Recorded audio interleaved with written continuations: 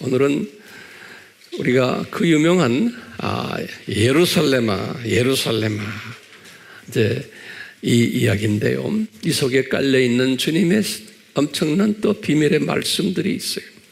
이것을 오늘 우리가 하나하나 같이 공부하려고 해요. 우리 지난번까지 예수님께서는 7 화 있을진저 말씀하셨잖아요.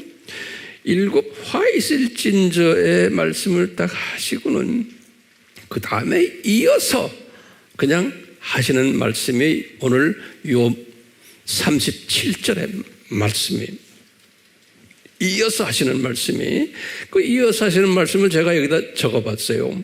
예수님이 하시는 말씀마저 한 절에 한 절 뭐라고 그러냐면 예루살렘아, 그러니까 이제 영어 성경이나 원어를 보면 오 제루살렘 그랬어요. 그러니까 그냥 예루살렘아가 아니고 오 제루살렘 그랬어요. 같으면 예수님의 감정이 들어있어요. 7 화이슬 진저를 쫙 설명한 다음에 그 다음에 이제 제자들 보는 데서 오 제루살렘 그러는 거예요. 그러니까 그것도 한 번이 아니고 2번 오 제루살렘 오 제루살렘 이런 감정 표현을 하시는 거예요.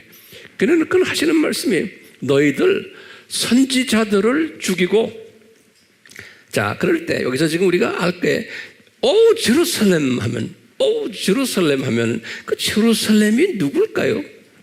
한번 저한테 답을 해주세요.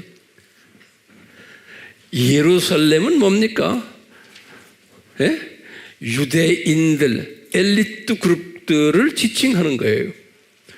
다시 말하면 외식하는 서기관들과 바리새인들이요, 그러니까 엘리트 그룹들이요 하는 소리나 똑같아요. 그래서 제루살렘, 오 예루살렘, 오 외식하는 서기관들과 바리새인들이요 그러는 거예요. 너희들 그런 소리. 그러면서 얘들아 너희들 선지자들을 죽였다는 거예요.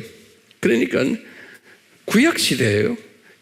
아브라함부터 시작해서 과거 2000년 동안 예수님이 지금 하시는 말씀이 2000년 동안 내가 보낸 선지자들을 너희들이 죽였다는 거예요.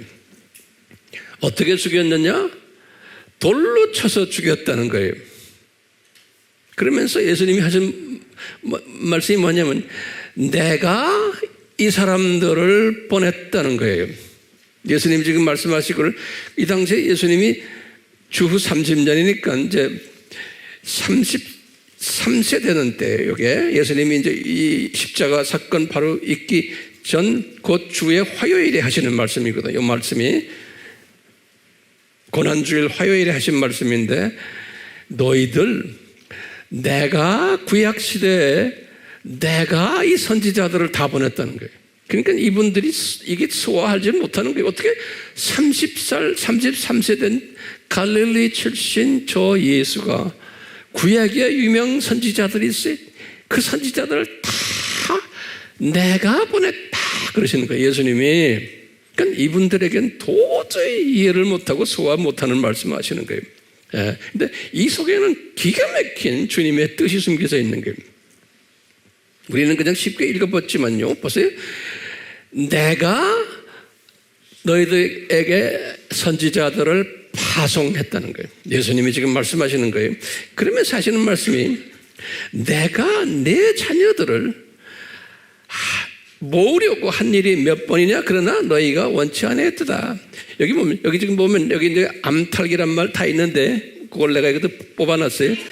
예수님께서 암탈기, 자기 병아리들을 이렇게 모아서 품속에 집어넣기 위해서 모으려고 해도 니네들이 이 암탈기의 이 날개 속에 들어오지를 않았다는 거예요. 그러면 제가 질문해 볼게요. 암탈기 누구요? 예수님이죠? 그건 노트에도 꼭 적어주세요. 암탈기 예수님이세요. 왜 예수님이 암탈기라고 그랬나요? 병아리들은 누구예요? 그러면 유대인들이죠. 그러니까 이 병아리들은 암탈기 품어가지고 암탈기 새끼를 낳는 거죠. 그러니까 이 유대인들을 창조하신 분이, 만드신 분이 누구라는 거예요? 예수님이라는 거예요. 그러니까 내가 암탉이고 너희들은 병아리들이라는 거예요. 예. 그런데 니네들이 그렇게 오라 내 품에 와라 했는데도 내 품에 들어오지 않는다는 거예요. 너희가 원치 아니하였다. 이 말이 기가 막힌 말이에요. 예. 그러니까 예수님 품으로 안 들어왔다는 거예요. 예. 지금 이런 말씀을 하시는 거예요. 그러면 이 속에 깔려있는 기가 막힌 예수님의 심정을 우리가 오늘 좀 공부하려고 해요. 그리고 이것은 우리가 굉장히 중요한 개념이기 때문에 예수님께서 오 예루살렘, 예루살렘 하실 때는 그 속에는 굉장히 예수님의 그 여러 가지 복합적인 심정이 들어있어요. 우리가 이 예수님의 심정을 한번 꿰뚫어 보자고요. 자, 보세요. 우선 예수님의 심정이 어땠을까요? 이분들이 미워서 이렇게 말했을까요? 노트에다 하나하나 좀 적어보세요. 니네들이 내가 이렇게 했는데 내 품에 들어오지 않고 내가 보낸 선지자들을 다 돌로 쳐 죽인 이놈들아 라는 개념으로 볼 때 이 나쁜 놈들아 라는 의미에서 오 예루살렘 하셨을까요? 이거 우리 굉장히 중요한 개념이에요. 예? 나는 볼 때는 아닌 거예요. 그렇죠? 그러면 우리가 이제 신학적으로도 보면 두 개념이 있어요. 칼빈주의와 알메니안주의예요. 먼저 칼빈주의는 제쳐놓고 알메니안주의에서는 이걸 어떻게 해석하겠어요? 이 유대인들아, 너희들 이거 봐라. 이렇게 예수님이 너희들 구약 때 사랑해주고 선택해서 복을 받으라고 해서 여러 가지 했는데 너희들이 구약 때 이 예수님이 가르쳐 주신 이 계명을 지키지를 않고 우상 섬기고 바벨론 종교를 섬기고 이런 못된 짓을 너희들이 자의적으로 했기 때문에 너희들 722년 아수르 제국 사건이 있었고 586 바벨론 사건 너희들 경험했잖아. 그러니까 이것은 전적으로 너희들 잘못이다 이놈들아 이렇게 보는 거예요. 알메니안주의에서는요. 그렇기 때문에요. 유대인들 너희들 과거 구약시대에는 너희들 그래도 하나님의 선택 안에서 봐줬지만 너희들 그래가지고 좀 있다가 예수님을 십자가에 못 박는 일까지 너희들이 한 놈들이다 이런 측면으로 보는 거예요. 그렇기 때문에 이 유대인들은 이거 봐라 예수님도 이놈들 예루살렘 해서 꾸중을 하듯이 너희들은 저주받은 족속이다 라고 보는 거예요. 예. 그게 어느적 해석이에요? 알메니안적 해석인 거예요. 왜? 인간이 책임이에요. 인간 책임을 잘못했다 이렇게 보는 거예요. 그래서 그 해석을 가지고 과거 2000년 신약시대 교회들이 반유대주의 사상으로 간 거예요. 반유대주의를 뭐라고 그래요? 안티세미티즘 그러죠? 예. 안티세미티즘으로 간 거예요. 교회들이 다 이스라엘 사람들을 싫어하고 크리스천들이 그때부터 해서 로마 카톨릭 나중에 개신교에 들어와서도 루터나 칼빈이나 주인글이나 다 개신교회 유명 소위 목사들 학자들 전부 유대인들을 나쁘게 생각한 거예요. 그래서 이 독일의 루터교가 독일 아닙니까? 루터교회 이 소위 말하는 우리 나치의 누굽니까? 히틀러도 루터교 교단이 히틀러도 이런 개념이 있었기 때문에 유대인들을 다 저렇게 혼내고 뒤에서 로마 카톨릭이 다 도와줬어야 돼. 이게 뭔가 그래서 알메니안적인 사상을 가지고 유대인들이 이렇게 잘못했기 때문에 이놈들은 핍박을 받아야 된다라는 그 사상이 깔려 있는 거예요. 교회들이 그렇게 온 거예요. 그러다가 이제 지금부터 한 100년 전부터 아닙니다. 이 유대인들은 하나님이 선택한 특별한 사람들이고 하면서 유대인을 보는 시각을 또 좀 달리해서 우리가 그 사람들을 좀 사랑해주고 친하게 해주고 그분들에게 복음을 전하자 하고 하는 운동에 나온 게 소위 세대주의 사람들이, 세대주의 사람들, 친유대주의가 나온 거예요. 그러면서 이 알메니안주의만 아니고 칼빈주의를 가진 사람들도 신기하게 다 반유대주의로 갔었어요. 그러니까 교회가 전체가 이 반유대주의로 갔던 것이 교회사 이야기예요. 예. 이제 그런 걸 우리가 배경을 놓고 오늘 예수님이 말씀하시는 예루살렘아, 예루살렘아 이러면서 예수님이 지금 마음이 울적한 마음일까요? 이거 말씀하실 때 지금 이 7 화이슬진저 하시고는 지금 이것이 지금 우리가 어느 때를 지금 조명하고 있어요. 예수님의 재림 전 때의 이야기로 지금 짬뿌해서 우리가 계속 화이슬진저도 그때를 우리 보잖아요. 이것도 똑같아. 화이슬진저 이러면서요. 예수님 1세기 때의 예수님의 감정이나 지금 감정이나 똑같은데 이게 뭐냐면요. 저는 이렇게 보는 거예요. 이 예수님의 표현이 상당히 은유적이고 어떤 측면에서는 역설적인 표현이에요. 그러니까 이분들이 이렇게 눈이 감겨가지고 예수님을 보지도 못하고 예수님의 말에 순종도 안 하고 지금 이런 것 쭉 하면서 예수님께서 그러면서 니네들이 내가 이렇게 사랑해서 너희들을 암탈기 병아리를 이렇게 안아주려고 아무리 해도 너희들이 원치 않는다는 거예요. 예수님 이런 말씀하실 때는요, 여기에 지금 깔려 있는 게 우리가 예정적 측면에서는 어떻게 우리가 해석해야 돼요? 예정적 측면에서는 이 사람들이 어떻게 해요? 창세전부터 그 예수님을 모르게 만들어놨구나 라고까지 우리는 알고 있는데요. 요 예수님은 이미 그렇게 디자인하신 거예요. 예수님이 이렇게 디자인을 하시고는 역설적으로 은유적으로 예수님이 말씀하시는 거예요. 예수님은 알죠. 이놈들이라고 죄송합니다. 이분들이 저렇게 예수님을 영접을 안 하는 거예요.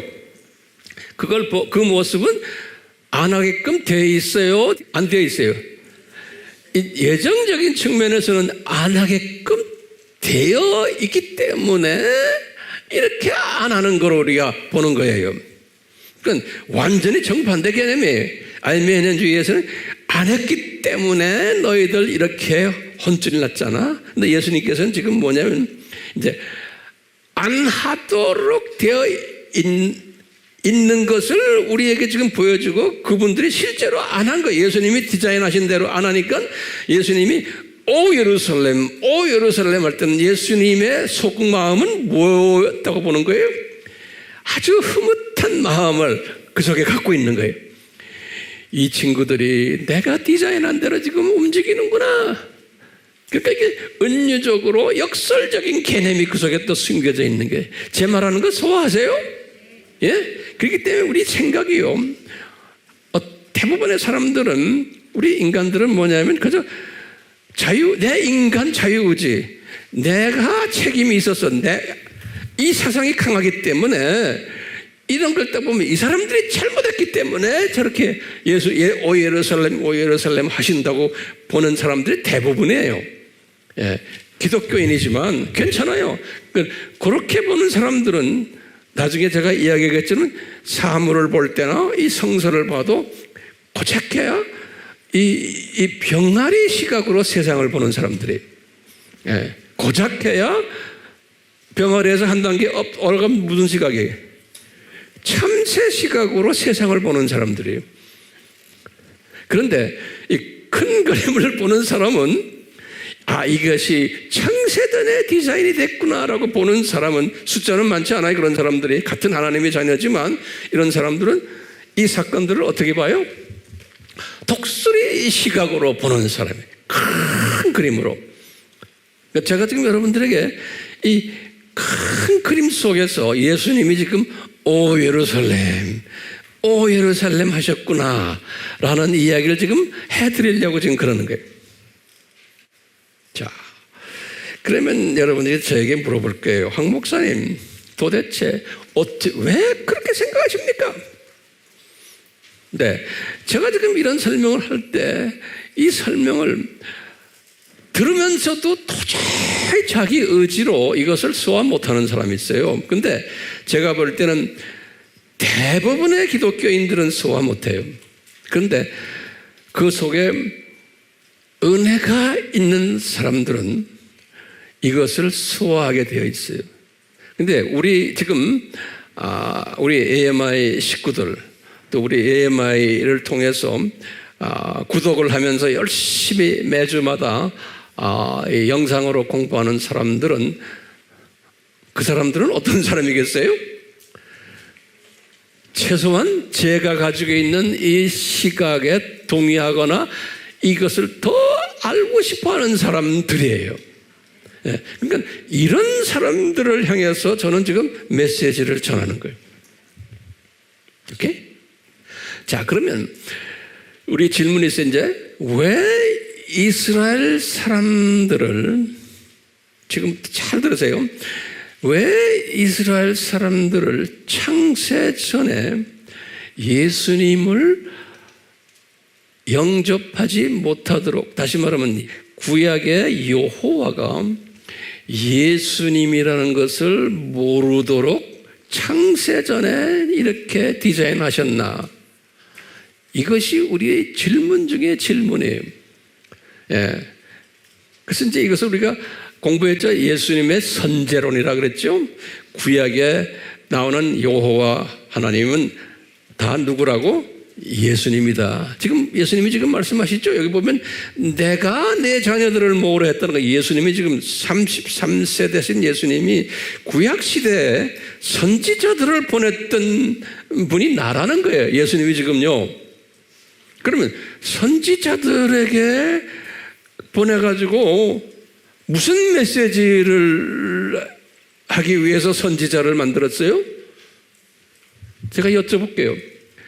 이사야 선지자, 예레미야 선지자, 하박국 선지자, 말라기 선지자, 그 선지자들을 부르실 때 구약 성경에는 여호와께서 아무개에게, 여호와 하나님이 이렇게 말했죠.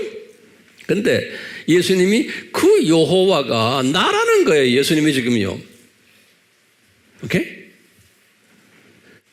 지금 여기서 분명히 그랬죠. 내가 그 선지자들을 보냈다는 거예요. 그러니까 분명히 여호와 구약에서 나온 그 여호와가 누구라는 거예요? 예수님이라는 거예요. 이 중요한 개념이에요. 그러면서 예수님께서 이 부분에 대해서 몇 가지 또 한 게 있어요. 우리 잘 알죠? 아브라함도 예수님이 내가 아브라함과 만나고 아브라함에게 내가 모든 걸 다 지시했다고 그러는 거예요. 성경 어디에 나와요, 여기? 예? 요한복음 8장 56절에서 59절이 예수님이 유대인들에게 하신 말씀이에요. 예수님이 33세 되기 전에 젊은 갈릴리 출신 예수님이 유대인들에게 말하는 거예요.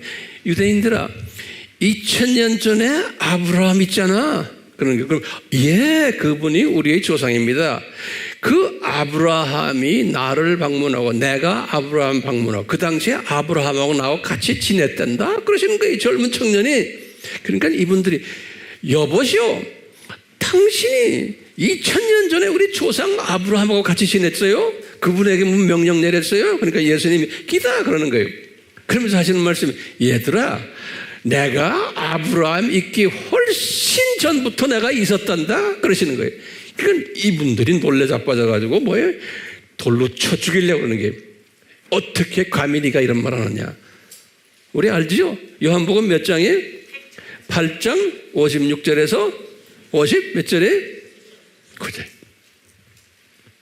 이거 다 외우셔야 돼요. 중요한 개념이에요. 똑같이 요한계시록에서 예수님이 요한에게 1장 8절에 그러는 거예요. 요한아, 내가 누군지 아냐? 내가 알파와 오메가다 그러시는 거예요. 다시 말하면 계시록을 시작하면서 계시록은 오메가 아니면 끝 이야기 아니에요. 그러니까 내가 역사를 시작한 알파고 내가 오메가다 그러시는 거예요. 예수님께서 계시록 1장 8절에 그러시면서 나중에 계시록 마지막에도 또 이런 말씀하세요. 그랬는데 도대체 알파와 오메가는 건 역사의 주인이라는 소리예요.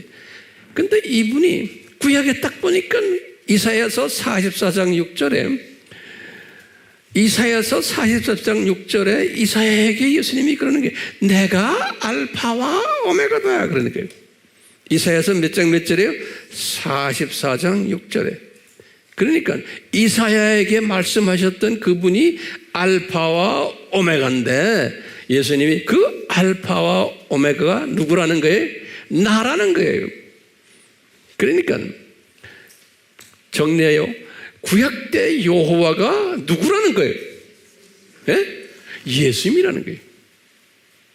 그러니까 예수님이 그 구약 때 여호와의 이름으로 내가 예루살렘아 너희들 이 유대교회 이 엘리트 그룹들아 선지자들을 다 내가 보냈단다 그러는 거예요. 그런데 너희들이 말 안 들었단다 그런 말씀이에요. 그러니까 이분들에겐 이건 도저히 이해가 안 되는 말씀이죠. 네. 그럼 이 프로페트들이 선지자들이 보내가지고 무슨 메시지를 전하려고 보냈나요? 이게 질문이에요. 여러분들 뭐라고 대답해요? 한마디로 말하면 너희들 내 백성들아 선지자들이 한 말이 뭐예요? 한마디로 말하면 창조 목적에 위배하지 말아라예요. 다른 말로 표현하면 바벨론 종교를 섬기지 말아라. 너희들 이거 말 안 들으면 어떻게 된다? 저주받는단다. 그래서 이방인들에게 매도 맞고 이방인들에게 나중에 나라도 빼앗기고 이런 거 다 하겠단다. 이 말씀이 모세 때 하신 말씀이거든요. 우리 잘 아는 모세 때의 신명기 28장 1절에서부터 14절은 이거 잘하면 이 창조 목적대로 잘하면은 복을 내린다. 내 자손들에게 너희 돈도 많이 벌게 하고 뭐 출세시키고 다 하겠다는 게 1절에서 14절 그랬죠. 그런데 15절부터 마지막 긴 마지막 65절까지인가 있어요. 뭐냐? 안 하면은 엄청난 어려움 저주를 받겠다 하셨거든요. 이대로 그대로 지금 하시는 말씀이에요. 너희들 창조 목적대로 안 하면 내 자식이지만 저주를 받겠다. 근데 이분들이 실제로 안 하거든요. 구약 시대에 안 하니까 누구를 보냈어요? 선지자들을. 누가 보냈어요? 예수님이 보내신 거예요. 그러니까 모세에게도 예수님이 말씀하신 거예요. 어떻게 알아요? 모세에게도 예수님이 말씀하셨다고 히브리서 11장 24절 26절에 보면 그랬어요. 예수님이 내가 모세에게 다 말했다는 거예요. 그러니까 내가 지금 말하는 그 초점이 뭐냐면 구약의 여호와가 누구라는 거예요? 예수님이라는 거예요. 자, 이 예수님이 이렇게 말씀하셨을 때 말을 안 들었다는 거예요. 그렇기 때문에 722년 사건, 586 사건, 우리가 이제 다음 시간에 보겠지만 주후 70년 사건이 이제 요 말씀 하시고는 지금 37절에 38절에 예수님이 딱 하시는 말씀이 너희 나라가 이 성전이 다 없어지겠다는 거예요. 거기에 38절에 다음 시간에 제가 이제 그걸 자세하게 또 제가 설명해 드리려고 그래요. 자, 이런 가운데 보세요. 이런 가운데. 그러면 여러분들이 저에게 질문을 던질 수 있어요. 목사님, 그렇다면 이 유대인들이 눈이 감기는 것이 그러면 이게 하나님의 디자인이네요. 유대인들이 눈이 감긴다는 소리가 뭐냐면 이 유대인들이 구약에서 나타난 여호와가 예수님이라는 것을 모르도록 눈이 감긴 거예요. 오케이? 이것이 누구의 디자인이에요? 예수님의 디자인이군요. 그러면 제가 뭐라고 대답할까요? 예, 맞습니다. 예수님의 디자인입니다. 그러면 또 여러분들이 나에게 질문을 던져요. 내가 이게 질문을 던지고 여러분들도 나중에 가르칠 때 꼭 질문 던지시면 하셔야 돼요. 일방적으로 막 말하면 안 돼요. 선생님은 꼭 질문 던져주고 거기에 대한 답을 주는 게 선생님이에요. 네. 주님께서 이 유대인들의 눈이 감기는 그것을 바울이 뭐라고 표현했냐면 창세전부터 눈이 감기는 것을 바울이 그리스도의 신비다 이렇게 말했어요. The mystery of Christ 그랬어요. 에베소서 3장 4절, 에베소서 1장에 그 이야기 있고 2장 3장이 전부 그 이야기들이에요. 에베소서 바울이 깨달은 거예요. 그래서 The mystery of Christ 그러는 거예요. 네. 그러시면서요, 이 mystery of Christ 창세전에 유대인들이 눈이 감겨서 예수님을 보지 못하게 될 거라는 거예요. 이것을 우리가 이런 식으로 배웠어요. 요한에게 요한계시록 12장 1절에 해 입은 여자의 모습으로, 그래서 해 입은 여자가 이스라엘이다 그랬죠. 그런데 그 이스라엘인데 해를 입었고, 다시 말하면 누구를 입었다는 거예요? 해가 누굽니까? 바알신이 누구예요? 니무롯이에요. 니무롯의 옷을 입고 그 다음에 바알은 달을 밟고 있다. 그게 뭡니까? 달은 누구예요? 세미라미스. 그 다음에 12별의 멸관을 쓰고 있다. 그 별이 누굽니까? 단무지. 그러니까 이미 그 여자 이스라엘이 어떻게 됐냐? 지금 여기 요한계시록 12장 1절 2절은 창세전 이야기예요. 창세전에 하나님이 이스라엘이 이렇게 바벨론 종교의 옷을 입고 나타날 것을, 그런 행동을 할 것을 미리 보여주신 거예요. 그 이스라엘 속에서 나중에 계시록 12장 보면은 예수님이 탄생을 하세요. 예. 자, 그러니까 이것이 이미 암시적으로 이 그리스도의 신비가 요한에게 창세전에 이런 것이 있을 것을 암시적으로 보여준 거예요. 그러다가 이제 시간이 지나서 모세 때 딱 왔어요. 이 테이블이 굉장히 중요하니까요. 제가 예전에도 이거 설명을 했어요. 왜 이스라엘 사람들이 예수님을 믿지 않을까라는 그 제목 가지고 자세히 설명했지만 또 보셔야 돼요. 한 번 들어서 안 돼요. 모세 때, 모세가 이제 하늘나라에 가기 바로 직전이에요. 그래서 주전 1407년에 모세에게 하신 말씀이 있어요. 신명기 32장 15절에서 21절에 모세에게 하신 말씀이, 모세야, 네 백성이 이제 눈이 감겨서 나를 보지를 못할 거다 그랬어요. 여호와께서 하시는 말, 여호와가 모세에게 하시는 말씀이 나를 보지 못해서 눈이 감기고 이방 사람들이 나를 보게 될 거다 라는 말씀을 한 거예요. 네, 그래서 이 이방 사람들을 보고는 이 네 백성들이 질투심을 가지게 될 거다, 이런 말을 여기다 이해하는, 중요한, 이게 굉장히 중요한 개념이에요.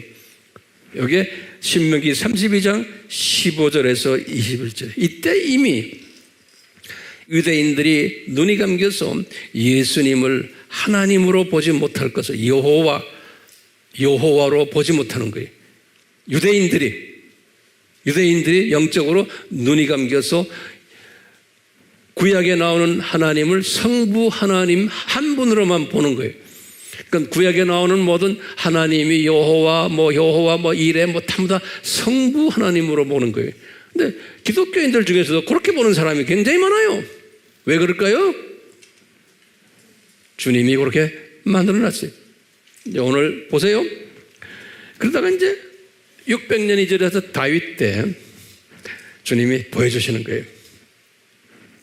다윗이 시편을 쓰는데 69편 22절 23절에 똑같은 말씀하시는 거예요. 내 백성이 눈이 감겨가지고 예수님을 보지 못하고 이방 사람들이 예수님을 보게 될 거다, 이렇게 말한 거예요. 그런데 나중에 이 말씀을 나중에 1000년 후에 바울에게 다시 확인시켜 주는 거예요. 그 바울이 이 말씀을 그대로 인용하는 거예요. 로마서 11장 9절에서 10절에. 이거 우리 잘 아셔야 돼요. 그러니까 이 도표를 가지고서 이야기해야 돼요. 많은 사람들이 나중에 바울 하면 바울이 언제인지도 몰라요. 이 시간 개념이 없어요, 사람들이. 그냥 단에 서서 목사님이 말로만 해가지고는 안 돼요. 이건 도표로서 쫙 해서 이 시간 개념을 가지고 있어야 돼요. 그리고는 300년 있다가 호세아에게 또 반복적으로 말해주는 거예요. 호세아서 2장 23절에. 이 호세아에게 말씀하셨던 것을 나중에 바울에게 또 확인시켜주는 거예요. 바울아, 이런 사건이 있다는 것을 호세아에게도 내가 말했잖아. 그러면서 로마서 9장 25절 26절에 또 말씀하죠. 그러니까 바울은 학자이기 때문에 아하, 호세아에게도 말씀하셨네요. 지금 다윗에게도 말씀하셨네요. 그러니까 또 호세아에게도 말씀하셨네요. 자꾸 이제 이것을 확인하는 거예요. 그러다가 바울에게 로마서 11장 8절에 이사야에게도 말씀하셨다. 똑같은 내용을. 그래서 이사야서 6장 9절에서부터 10절의 내용을 인용을 또 하는 거예요. 그러니까 몇 번을 확인한 거예요. 창세전에 있었던 이것을 암시적으로 말했던 것을 모세 때 와서 이야기하시고 다윗에게 이야기하시고 호세아, 이사야에게 이야기하시는 거예요. 그리고 예수님이 딱 나오셨어요. 이게 지금 이분들에게 말한 분이 누구예요? 예수님이죠? 제 말 따라오세요. 이분들에게 여기서부터 지금 이 창세전부터 사건을 예수님이 사람으로 내려오셔가지고 말씀하시는 거예요. 예수님이 요한복음 12장 37절 40절에 뭐라고 그러냐면요, 이사야에게 하신 말씀 있죠. 이사야에게 이사야서 6장 9절에서 10절 요 말씀을 그대로 인용하시는 거예요. 얘들아, 제자들을 교육시키는 거예요. 너희들 나중에 이제 나가다 보면 이스라엘 사람들은 눈이 감겨가지고 날 영접 안 한다. 이방인들이 주로 영접할 거다. 이거 봐라. 내가 이미 다 이사야에게 말했단다. 그거를 요한복음 12장 37절에서 40절에다가 예수님이 직접 말씀하신 거예요. 그리고는 예수님께서 비유를 떠드세요. 이제 비유가 여기 누가복음에도 있지만 마태복음에도 있어요. 비유가 뭐냐면요, 성대한 만찬을 초대하는데 만찬을 베풀어 놓고 보면은 유대인들이 만찬에 오라 하는데 안 오는 거예요. 그래서 길거리에 가가지고 아무나 그냥 뭐 잡사람들 불러와라. 그 잡사람들이 와가지고 만찬에 앉아있는 거예요. 그게 뭐냐면 이방인들에게. 예수님이 이렇게 밥상을 차려놨는데도 이 이스라엘 사람들은 안 온다는 거예요. 그럼 요 말만 딱 들으면 이스라엘 사람들은 나쁜 놈들, 그렇게 밥상을 차렸는데도 오지도 않고 이놈의 자식들, 이 저주받을 놈들, 이렇게 해석할 수 있어요, 없어요? 할 수 있죠.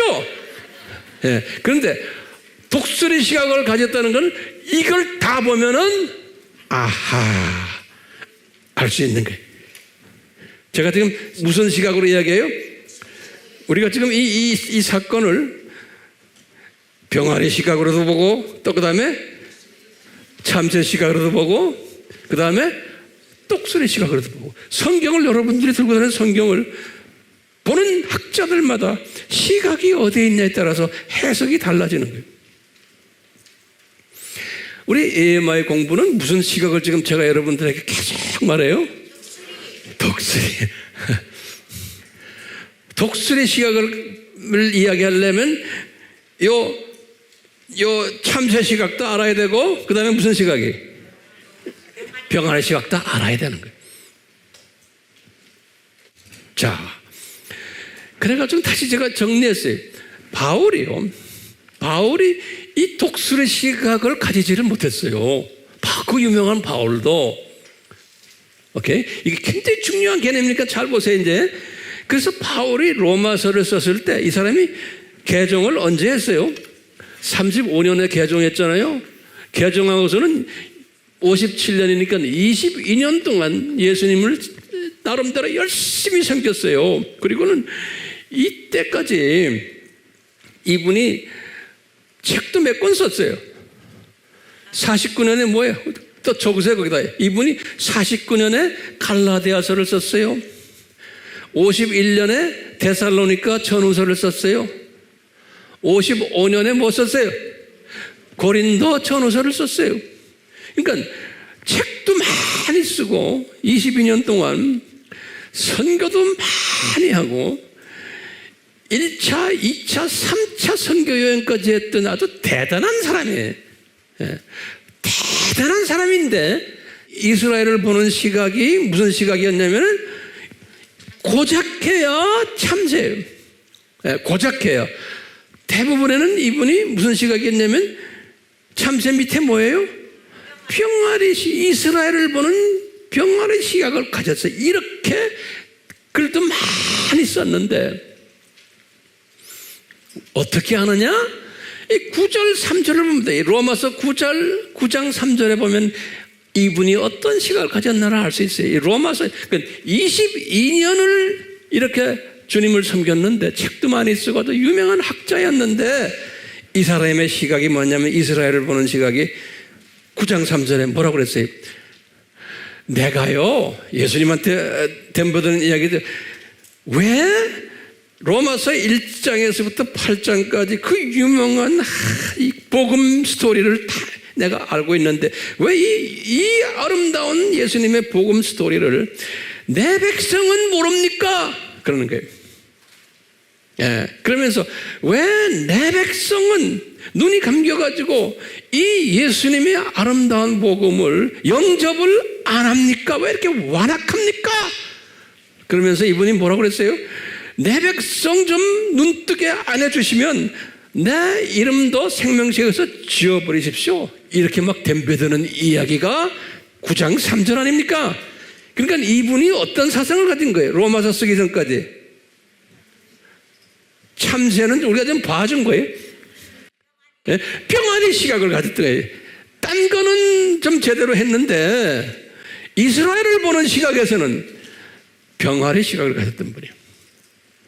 그러니까 그때 예수님이 쫙 이분에게 이제 가르쳐 주는 거예요. 그릇이 준비됐거든요. 22년은 훈련받았으니까. 그래서 여러분들도 그동안에 이 병아리 참새 시각을 가졌던 분들 중에 인간 자유의지론 뭐 이런 거를 했던 사람들 우리 교회도 분명히 있을 거예요. 생각을 바꾸세요. 근데 안 바꿔도 괜찮아요. 근데 바꾸면은 도움이 돼요. 이 화면을 보는 사람들은 마찬가지예요. 안 바꿔도 괜찮아요. 다 구원받고 하나님 나라에 가세요. 왜 도움이 되는지를 좀 이따 좀 설명해 드릴 거예요. 이 큰 그림을 보면요, 사람이 넓어져요. 모든 걸 내가 다 안아줄 수 있는 사람이 돼요. 하고. 그리고 사람이요, 평화스럽게 돼요. 이 내가 안에서 인간이 이걸 안 했기 때문에 이런 사람들은 항상 얼굴이 심각해요. 그러니까 예수님을 고수준으로 알기 때문에 그래요. 그러니까 내가 해야 돼. 인간이 해야 돼. 인간이 안 하면은 예수님이 혼내셔. 왜 이게 항상 내가 하려고 하는 거 이뻐요. 그런 마음 가지고. 그런데 그 마음을 가지고는 마음에 평화가 없어요. 왜? 크신 예수님을 모르는 거예요. 이 큰 독수리 시각을 가진 큰 그림을 모르기 때문에 자꾸 그런 수준으로만 모든 걸 보는 거예요. 근데 그런 사람들이 많아요, 적어요? 대부분이 그래요. 하나님의 자녀들이. 근데 하나님의 디자인이 왜요? 저 천국에 올라가면은 어떻게 세상을 봤나 그 영적 수준에 따라서 계급이 설정돼요. 그렇기 때문에요. 높은 계급에 있으려면은 특별히 시각을 가지셔야 돼. 그러면은 이런 모든 지금 짐승들 까불고 있는 지금 이 모든 상고를 봐도 하하 하고 웃는 거예요. 근데 상고를 우리가 아무리 공부해야 이놈은 상고하고 내가 싸워야지 하는 사람은 싸우도록 놔두세요. 싸우게 돼 있어요. 지금 우리나라에도 많잖아요. 이것 때문에 싸우는 사람들이 많아요. 그러니까 싸우는 사람은 그냥 싸우게 하세요. 왜냐하면 그 싸움을 통해서 우리는 위에서 아하 예수님이 재림이 가까워졌구나라고 볼 수 있는 그 사람들을 통해서 우리는 보는 거예요. 싸움에 들어가서 내가 막 이렇게 하면은 해도 되지만 할 필요가 없는 거예요. 그 사람들을 보고 하라고 그러세요. 우리는 역사는 그대로 흘러가게 돼 있는 거예요. 하든 안 하든. 기분 나빠요? 그런 사람 하나도 없기를 바라요. 자, 여기 보세요, 이제. 그렇기 때문에 바울에게 이 도표를 설명해 주는 거예요. 다시. 바울아, 이것은 나의 주권이다. 그러는 거예요. 그래서 이제 로마서 9장이 그렇게 유명한 거예요. 이 9장 6절에서부터 23절을 이 모든 디자인은 이스라엘 사람들을 눈 감기게 내가 디자인하고 지금까지 온 것은 that is my 주권이니까 my sovereignty power라는 거예요. 그러면서 예를 들죠. 내가 야곱과 에서의 예를 들죠. 그렇죠? 내가 왜 야곱을 사랑했고 에서를 미워하는지 아느냐? 그 다음에 바로 왕 내가 그렇게 완악하게 만드는 것도 내가 다 한 거다. 그러는 거예요. 그리고 말씀하시기를 토기장이 예를 들어가는 게 아닙니까? 토기장이가 어떤 것은 귀하게 만들고 어떤 것은 천하게 만들고 다 내가 디자인한 거다. 그러니까 나의 주권이라는 것. 그러니까 내가 지금 이 플랜을 만든 것도 눈 감긴 플랜을 만든 것 내 주권이다. 그런 게 바울이 거기서 쫙 물을 끊는 거예요. 그러니까 우리가요 이 예정론은 하나님의 주권론이에요. 하나님의 주권 속에서 움직이는 거예요. 이 독수리 시각을 가진 사람은 이 주권을 인정하는 사람이에요. 근데 하나님의 주권이 아니고 인간 노력, 내가 책임이다 하는 사람들은 하나님의 자녀지만 뭐예요? 무슨 시각이에요? 병아리 시각이에요. 그러시면서 이제 바울에게 예수님이 그런 게 내가 이거 봐요. 다윗에게 이미 말했지 않냐 하면서 로마서 11장 아까 저기 있는 거예요. 내가 호세에게도 말했잖아 하며 하는 거예요. 이 사건을 이 디자인을 내가 이사에게도 말했잖아. 그러면서 유대인들이 눈 감길 것을 그리고 이방인들이 눈을 뜰 것을 말했잖아. 그러는 거예요. 잘 따라오세요. 그러면서 이제 11장에 가서 로마 11장에 그렇다면은 이스라엘 사람들은 망한 거요. 그러니까 예수님이 아닌 거예요. 바울에게 바울아 이스라엘 사람들 내가 결코 버리지 않았다. 그러는 거예요. 버린 것 같이 보이지 안 버렸다는 거예요. 눈 잠깐 감겨놓은 거예요. 왜 감겨놨어요? 누굴 살리려고? 이방인들을. 좀 있으면 내가 그거 설명할 텐데. 그러면서 이제 이스라엘 사람들 중에서 조금 남은 자들 만들어가지고 그분들을 눈뜨게 만들어놨다. 그러는 거예요. 그래서 남은 자들 이야기. 그러면서 엘리야 때를 봐라. 엘리야 때도 그렇게 사람이 많았는데 이스라엘 사람들이 소수만 눈이 뜨지 않았느냐? 7,000명? 그러듯이 소수를 내가 눈뜨게 남겨놨다는 거예요. 예? 그리고 또 뭐 이런 게 이사야에게도 말했잖아. 1장 9절에 바벨론 포로로 다 갔지만 소수는 그렇지 않다는 거예요. 남은 자가 있다는 거예요. 예? 잘 예수님을 섬기는 자가 있다는 거예요. 그게 남은 자 이론이. 제가 이 말씀 여기에서 끝나면 안 돼. 이제 여기 진짜 중요한 말이 그 다음에 있어요. 우리 질문 좀 던져봅시다. 그러면요, 지금 여기서 왜 구약 시대에 지금 이 구약 시대, 요 구약 시대예요. 요 구약 시대, 이 구약 시대 왜 선지자들이 피를 흘려야만 하는 거예요? 예. 구약 시대 굉장히 중요하고 우리가 해결해야 될 질문이에요. 그 착한 사람들, 정말 열심히 남은 자들이거든요. 남은 자들 열심히 예수님을 섬겼던 분들인데, 열심히 구약의 여호와가 예수님이라고 믿고 열심히 섬겼던 분들인데, 이분들이 왜 피를 흘려야 되냐 이거예요. 왜 돌에 맞아서? 이게 우리 질문이에요. 여기에 대한 답을 우리가 찾아야 돼. 첫 번째, 이 구약 시대에는요, 예수님의 십자가 사건 전이죠. 이거 잘 정리해 주기 바라요. 이 십자가 사건 전이죠. 요 구약 시대가요. 그 말을 적어 놓으세요. 십자가 사건 전이다. 그러니까 이때 죽었던 유대인들, 예수님 십자가 사건 전에 이때 죽었던 유대인들은 죽어서 그러면 어디 갔을까?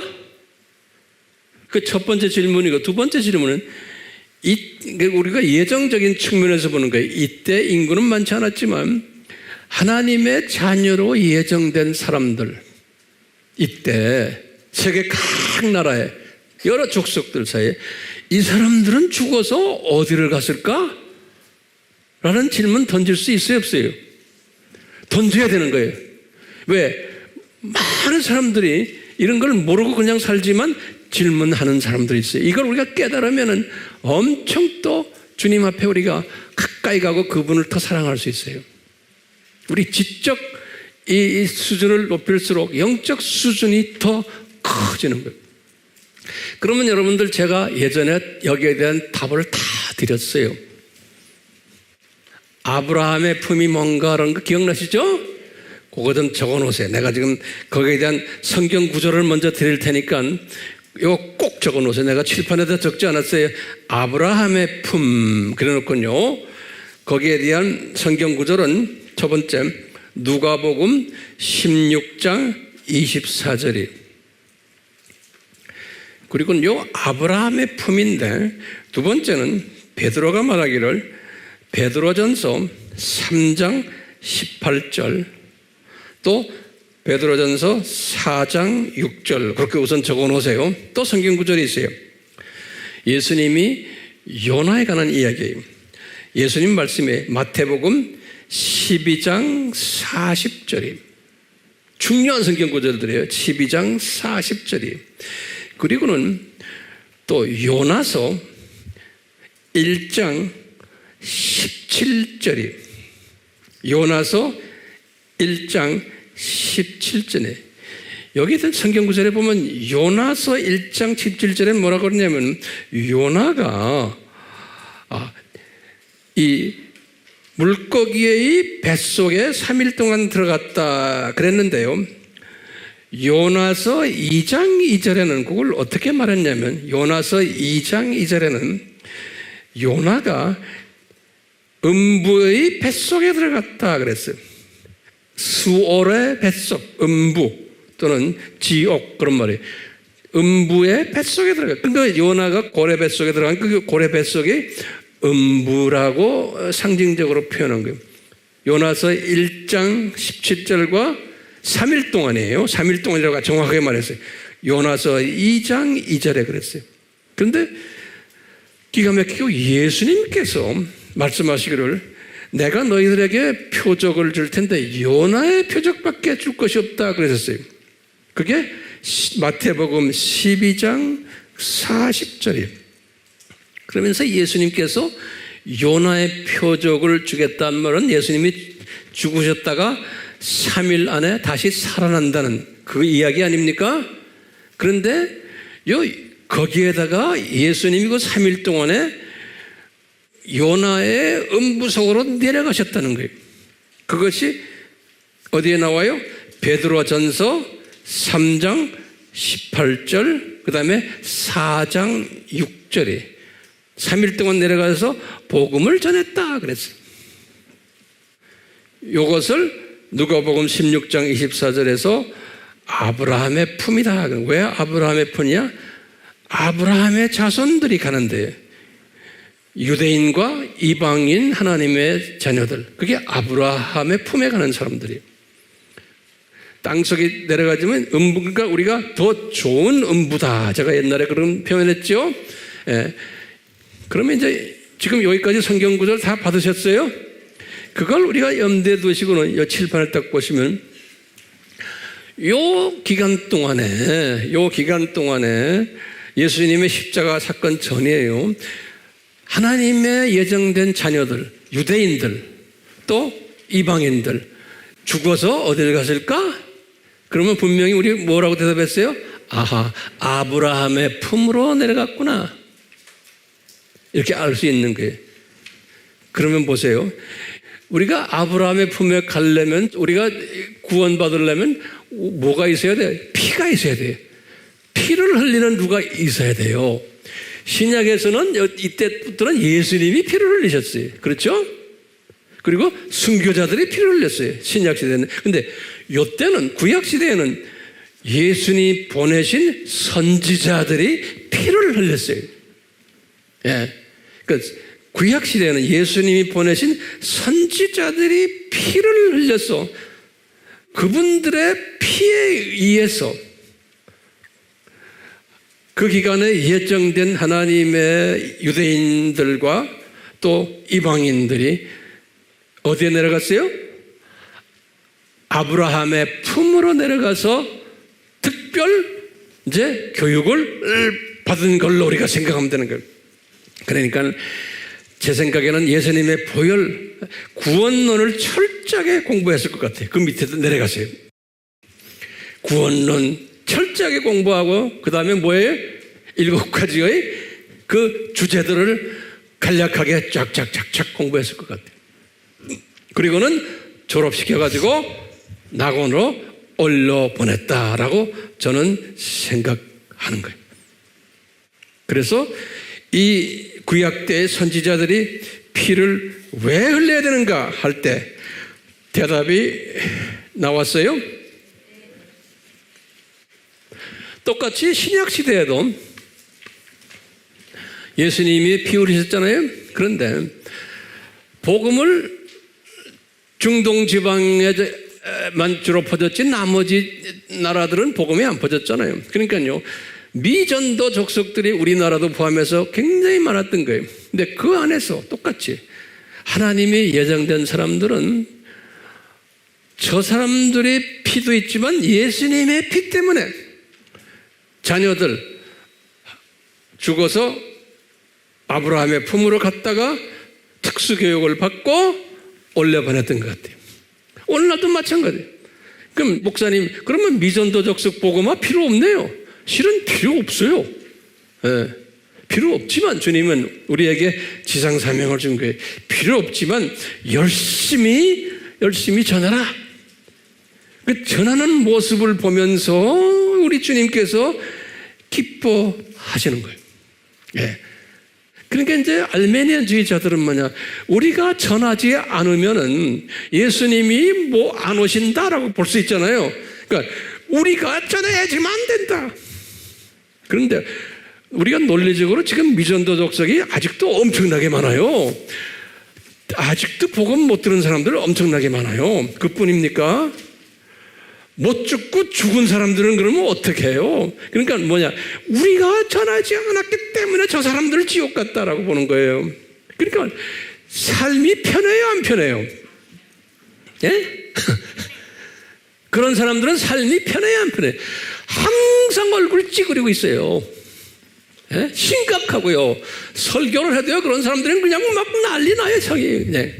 뭐 얼굴 딱 보면은 저 사람이 지금 시각이 어느 정도구나 알 수 있는 거예요. 매일 내가 안 하면 안 된다고 보는 사람들 있죠? 그런 사람들이 많아야 적어요. 많아야 되는 거예요. 그러니까 주님께서 그렇게 디자인을 했어요. 자, 그러면 제가 이제 마지막 결론적인 이야기 좀 해볼게요. 그러니까 우리 크리스찬들은 세 종류의 크리스찬들이 있다고 보시면 돼요. 시각적으로 첫 번째는 병아리 시각자들이에요. 이 병아리 시각자들은 대부분 기독교인들의 대부분이 이렇게 많아야 돼요. 이 병아리 시각자들은 삶을 어떻게 보냐면은 이 주변만 보는 거예요. 그러니까요, 주변의 모든 상황에 매몰되어 있는 거예요. 예수님을 잘 믿지만, 예수님을 우리가 믿는다고 하지만, 내 주인이라고 하지만, 그저 매일 그냥 우리 가정, 아이들, 직장 문제, 건강 문제, 여기에 매몰돼가지고요, 주변을, 삶을 그렇게 보는 거예요. 그 다음에 거기다 이 세상 돌아가는 걸 보고는 그냥 못 살겠다. 이게 신문 들여다보면 신경질만 나. 세상 사람들은 그렇게 보지만 우리 기독교인들 중에서도 그것만 보면 신경질 내는 사람이 있어요. 왜 그럴까요? 병아리 시각이기 때문에 그런 거예요. 예. 병아리 시각이기 때문에. 근데 이 병아리 시각은 나도 가지고 있어요. 여러분들도 가지고 있어요. 그렇지만 병아리 시각도 필요하지만 주변이 이럴 때는 쫙 올려가지고 참새로 올려줘야 되거든요. 예. 참새로 보니까 또 이게 참새면 우리나라만 보는 게 아니잖아요. 주변 나라들 중국도 보고 일본도 보고 이렇게 딱 보니까 또 골치 아파. 예. 이제 그렇지만 그런 참새 시각자가 또 필요한 거예요. 그렇기 때문에 병아리 시각에서 참새 시각으로 보는 것은 우리 기독교인들만이 아니고 세상 사람들도 이 시각이 그렇게 둘로 갈라져 있어요. 그러니까 세상 사람들도 이 참새 시각을 가지기 위해서는 세상 지식도 많이 가져가야 돼. 상식도 늘려야 되고. 그러니까 우리 텔레비전에 보면 시사 평론하고 하고 하는 사람들이 뭡니까? 우리한테 뭘 보여주는 거예요? 이 세상을 조금 더 참새 시각으로 보라고. 우리 시각을 좀 넓혀보라고 상식 가르쳐주고, 우리가 학교 다니면서 공부도 하고, 교육도 받고, 카운셀링도 받고, 철학 공부도 하고, 세계사도 공부하고 하는 게 뭡니까? 이 세상을 높이 좀 보라고. 그런데 이 일반 세상 사람들은 그것까지만 보는데, 저 창세전부터 쫙 해서 7,000년 이 세상을 보는 시각은 우리 기독교인들만 가지고 있는 특권적인 시각이에요. 그 시각이 무슨 시각이에요? 독수리 시각인 거예요. 독수리 시각이에요. 이 독수리 시각을 우리가 가지는 거예요. 그러니까 예수님께서 제자들에게 이런 말씀하셨어요. 요한복음 15장 19절에 그랬어요.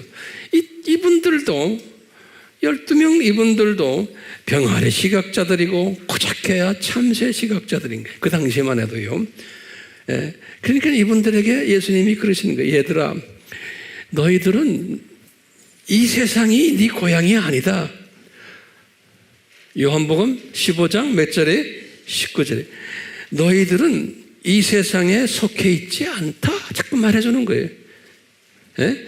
그러니까 너희들은 잠깐 이 세상에 있는, 그런 말할 때 베드로도 들었지만 베드로가 내 생각엔 그것을 한참 있다가 깨달은 게 베드로 전서, 베드로 후서를 쓸 때 깨달은 것 같아요.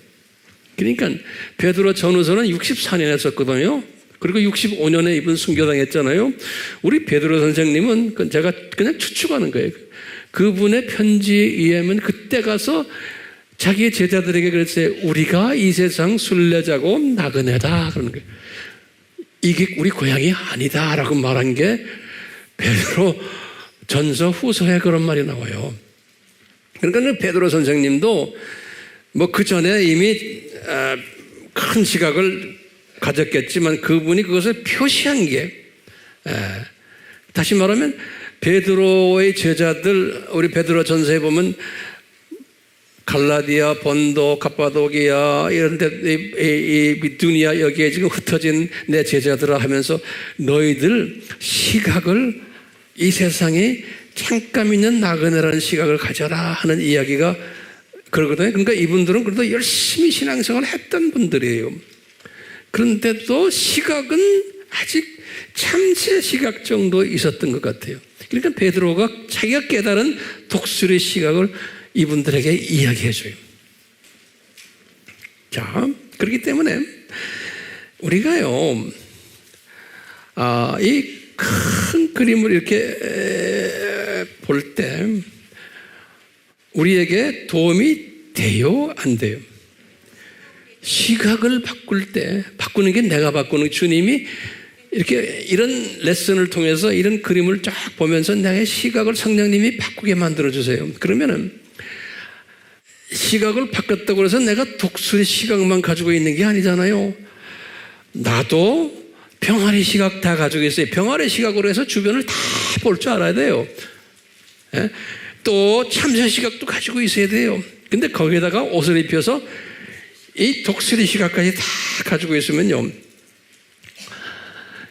주변에 지금 어려운 환경들을 딱 보시고는 이것을 극복할 수 있어요, 없어요? 웬만한 내 주변에 지금 뭐 자녀 문제, 무슨 문제, 뭐 이런 문제 있을 때 그것을 그냥 그 문제가 내가 고민한다고 해결되는 것도 아니잖아요. 그 문제를 내가 잠깐 위에 올라가서 참새로 보는 거예요. 그거 안 되면 또 독수리로 오는 거예요. 그러니까 나에게 태풍이 오면은 그래서 성서에서 독수리는 뭐라고 그래요? 태풍 칠 때 독수리는 어떻게 한다고 그랬어요? 쫙 창공을 해 올라간다고 그랬잖아요. 그래서 독수리 시각이에요. 네? 그럼 우리가 지금 이 칠판을 놓고 이 공부하는 건 뭐냐면 이 세상에 지금 두 짐승 세계 아닙니까? 이 산고 시대예요. 큰 태풍들이 몰려오고 있고 앞으로도 계속 올 것이고 거기에 대한 자세한 얘기는 제가 엊그제 칼럼에다 제가 썼어요. 예. 그러니까 이 칼럼을 꼭 읽어주시길 바라요. 어딘지 찾지 못하는 분들은 우리 아미교회 커뮤니티에 들어오시면 다 있어요. 이 산고시대. 그러니까 우리가 태풍이 올 때마다 문제 해결을 하려고 하지 마시고 어떻게 해야 돼요? 쫙 독수리처럼 올라가면 되는 거예요. 올라가서 딱 들여다보면 이 문제를 주님이 왜 주셨구나라는 걸 깨닫게 되고, 이 세상의 이 모든 태풍들도 두 짐승의 이 모든 산거들도 왜 주셨구나 내가 위에서 다 보게 되는 거예요. 그러면 뭐가 와요? 마음에 평강이 오는 거예요. 그리고 소망이 보이고 나의 라이프의 방향이 보이고 그리고 내가 삶을 어떻게 살아야 되겠구나 이것을 보지 못하는 사람들에게 내가 알려줘야지, 보게 해줘야지 하는 간절한 소망이 나에게 있게 되어 있는 거예요. 이 큰 그림을 본 사람은, 저는 그것을 봤기 때문에 부족하지만 여러분들에게 내가 깨달은 것을 이렇게 나누는 거예요. 네. 이 나눔이 앞으로도 계속 될 것 같아요. 네. 왜냐하면 주님이 조금씩 저에게 이렇게 가르쳐 주시기 때문에 제가 배운 것을 여러분들과 나누는 것 뿐이에요. 네. 성령님, 우리 모두에게 이 나눔 속에서 이 세상을 어떻게 살아야 되는지, 이 세상의 모든 이 산고들을 어떻게 내가 소화해야 되는지만이 아니고 이것을 깨닫기를 원하고 여기에 대한 질문들을 기다리고 있는 사랑하는 주님의 백성들에게 우리가 직접 간접으로 내가 깨달은 것을, 내가 안 것을 나누는, 핍박이 있더라도 어려움이 있더라도 불편함이 있더라도 내가 순교의 피를 흘려가면서 이 일을 할 수 있는 복된 자들 되도록 은혜 베풀어 주시옵소서. 예수님의 이름으로 기도드리옵나이다. 삼위 하나님의 특별하신 은총 가운데 성령님이여 우리에게 더 큰 은총을 주셔서 이 두 짐승 세대, 이 세상을 어떻게 보느냐에 대한 독수리 시각을 가지고 이 세상을 보는 그 은혜가 넘쳐나기를 예수님의 이름으로 축원하옵나이다. 아멘.